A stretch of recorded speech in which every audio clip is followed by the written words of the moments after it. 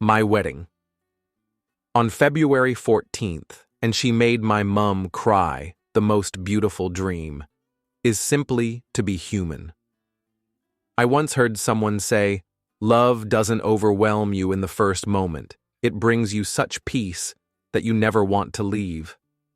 I never really understood that until I met her. It was a windy October afternoon when I stepped into a small cafe on the corner of a street. I only meant to grab a quick takeaway. Work was piling up. But then, I saw her.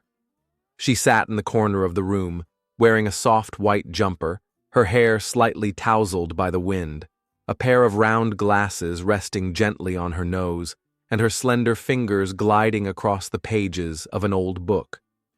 Perhaps it was a novel, perhaps poetry. But in that moment, I remembered nothing except the way the warm light wrapped around her, as if the entire world had paused, just long enough for me to realize something important. I froze, not because I was stunned, but because my heart suddenly felt different. Normally, I'm quite a rational person, but that day, my logic stood quietly behind a single question. If I don't say something now, will I regret it for the rest of my life? So I walked up to her.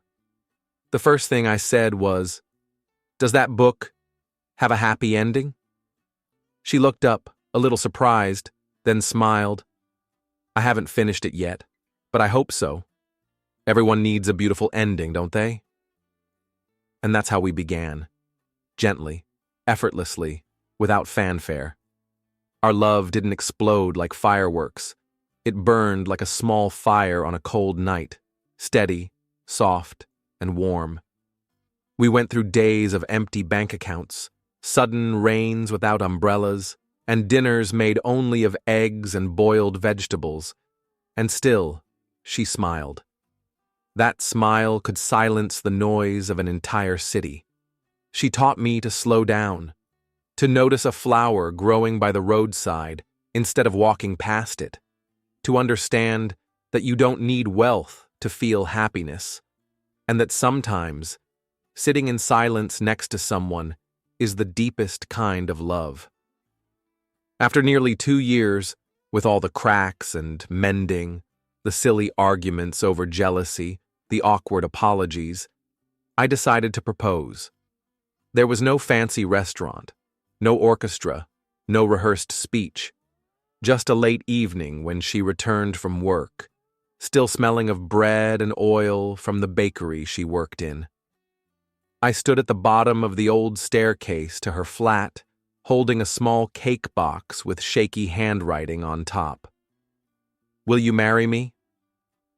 In my coat pocket was a silver ring, nothing expensive, but carefully chosen, because I knew, once that finger wore that ring, I would want to become a better man every single day. I didn't say much. I just said, "I can't promise I'll be a perfect husband, but I can promise if you become my wife, I'll wake up every morning knowing exactly what I want to live for." She paused for a second, then ran into my arms. No nodding, no dramatic yes, no tearful monologue like in the films, just a quiet embrace. Enough for me to know. My dream had just begun. A wedding on Valentine's Day.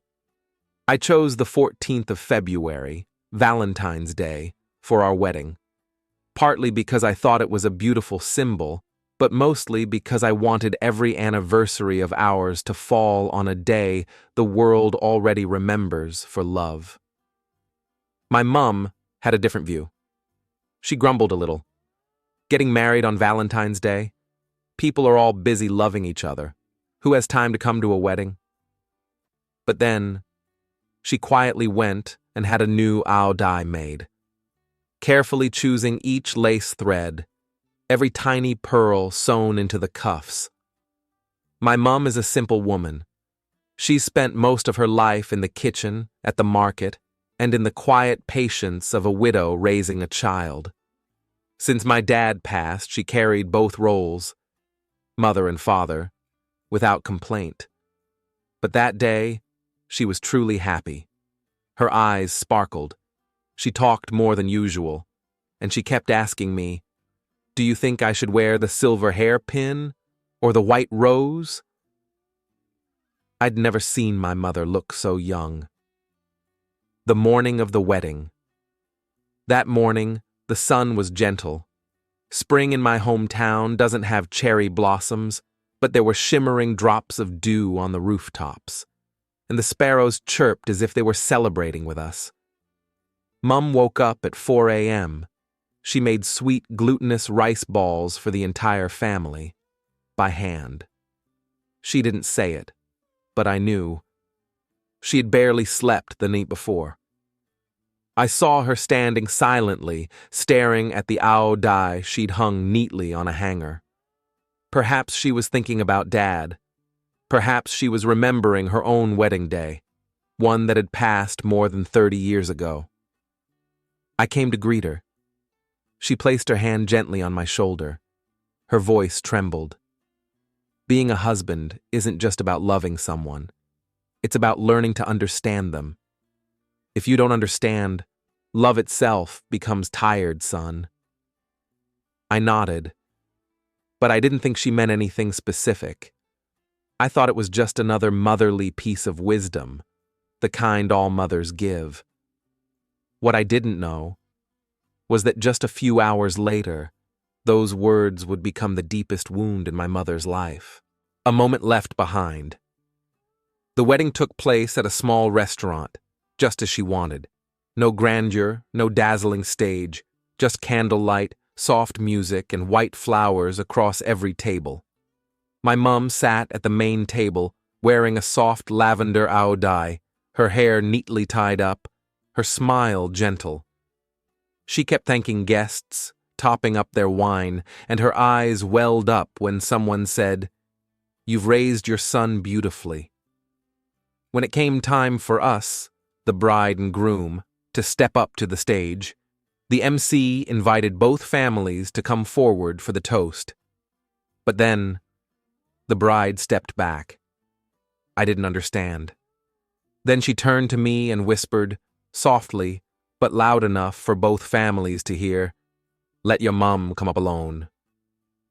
My mum doesn't like standing next to people who aren't on the same level. The room fell silent, and my mum froze. She looked at me. That look, I will never forget. It held pain, disbelief, and something else, like a child who suddenly finds herself lost in the middle of a crowd. I reached out and held her hand. She gently squeezed back, just for a moment, then let go. Drakorthor. Tears in the bathroom. My mum hurried into the bathroom. She didn't say a word, nor did she show any obvious emotion in front of the guests. But I remember it vividly. The way she walked, slightly hunched, her steps brisk yet steady. It was the walk of someone trying to hide their pain, like a wounded soldier retreating to the rear, refusing to let anyone see the injury. One of my cousins, my mum's older cousin, told me what happened after the reception. She had followed my mum into the bathroom, worried. But she didn't go in. She just stood outside the door and listened. She said my mum didn't sob. There was no wailing, no dramatic collapse like someone who had just suffered some great betrayal. My mum simply sat down on a small stool in the corner of the ladies' room, took out some tissues, and quietly wiped away her tears, one by one, as though she were wiping away the last trace of her dignity that had just been crushed. No one but my cousin knows what my mum was truly thinking in that moment, but she told me she heard my mum sigh, not once, but many times. Not long sighs, but heavy ones, like something inside her was breaking, collapsing. And yet she didn't want the world to know it ever existed. At one point, she turned on the tap, full blast. not to wash her hands, but to drown out the sound of her shaky breaths. 9 minutes. My cousin said it was exactly 9 minutes and 12 seconds. That's how long my mum took to gather the shattered pieces inside her before walking back out as if nothing had happened. When she stepped out of the bathroom, my cousin was startled because she was smiling. A faint smile, slightly crooked, but still full of strength. The way she smoothed her hair, adjusted the hem of her ao dai, then asked softly, "Does my lipstick look smudged?" As if what worried her most wasn't the pain, but the thought of troubling anyone else. My mum returned to her seat. She sat in the same place, still poured tea for guests, still offered drinks, still passed around sweets. No one noticed anything different except perhaps her slightly red eyes and her hands, colder than usual. She ate a little for formality, though I knew she could barely swallow. Later, she quietly told a few relatives that she wasn't feeling well, and asked to leave early. No one stopped her. They assumed she was just tired being older, but no one, not even me, was sharp enough to see she was trying to leave before the tears returned. And me? I didn't walk her out to the car. I was swept up by guests, by congratulations, by clinking glasses and laughter. In a wedding that was supposed to be the happiest day of her life, seeing her only son get married. I don't know what my mum thought as she made her way to the car park, carrying a small gift box from the bride, handed more out of formality than affection. I don't know if, as she opened the car door, placed her hands on the wheel, and looked back at the venue through the rearview mirror, she hoped I'd run out, calling, "Mum, wait for me," like I used to when she'd pretend to leave after getting cross at me as a child. I don't know. But I guess she didn't wait, because my mum has never wanted to be a burden to anyone. And that was the last time that day I saw her smile. A thin smile, like morning mist over still water, fading before anyone could really see it. Now, whenever I look back on that moment, what I regret most isn't that I didn't defend her after what my wife said. What I regret is not going after her. I didn't see the pain hidden behind her tired eyes. I stood there, at the very center of the biggest day of my life, and forgot the one person who had stood quietly behind me. My whole life. The one who walked into her son's wedding alone and left it alone, with no one to walk her out. After the wedding, everything seemed to return to normal. But deep down, I knew something inside me had shifted off course. In those early days, I kept trying to reassure myself. Mum's probably just being overly sensitive. I thought, my wife is still new to the family. Things will settle with time. I made excuses for both sides, because I didn't want to choose. I was afraid to face the truth. One person was quietly hurting, while the other had never intended to open her heart. My wife is smart, confident, and independent, but she also draws very clear boundaries. She once said to me, "I married you, not your whole family." The first time she said it, I laughed it off. I thought it was just a blunt way of speaking. But the more we lived together, the more I realized she meant it. She didn't hate my mum. She just didn't care. To her, my mother was part of a past, something that didn't need to be closely involved. Every time I mentioned going home to visit, she would find a reason not to. When I bought gifts to send to my mum, she'd give a polite nod, then return to whatever she was doing. And when my mum called, she never once picked up the phone herself, even when I handed it right to her ear. I don't know what to say. I feel awkward talking to her. Can you just tell her I'm busy? None of those words, in isolation, sound cruel. But repeated enough times, they began to feel cold, quiet, lingering, like a chill that never left the room. And I found myself stuck between two worlds. One, my mother, who raised me for 30 years. The other,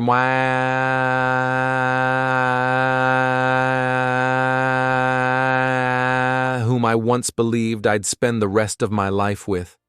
I started dreading holidays because my mum looked forward to my visits, but my wife would say, I don't know what to do there. No one really talks to me. Let's just stay home and eat out instead. It's easier. I was never a perfect son, but I know this. I never made my mother feel forgotten. Until now. At dinner, just the two of us, my wife and me, there are moments when the silence feels hollow. Not because the food is bland, not because we argue, but because something sacred has broken, and no one wants to pick it up. I think about my mother, about the meals she made with tomato soup and braised fish, about the old wooden chopsticks she always rinsed in boiling water, worried about chemicals, about the way she looked at me when I came home late without calling. Now, even when I do call ahead, my mum no longer calls back a second time. She started to ask less. She no longer texts, "Come home for dinner this weekend. I've made your favorite."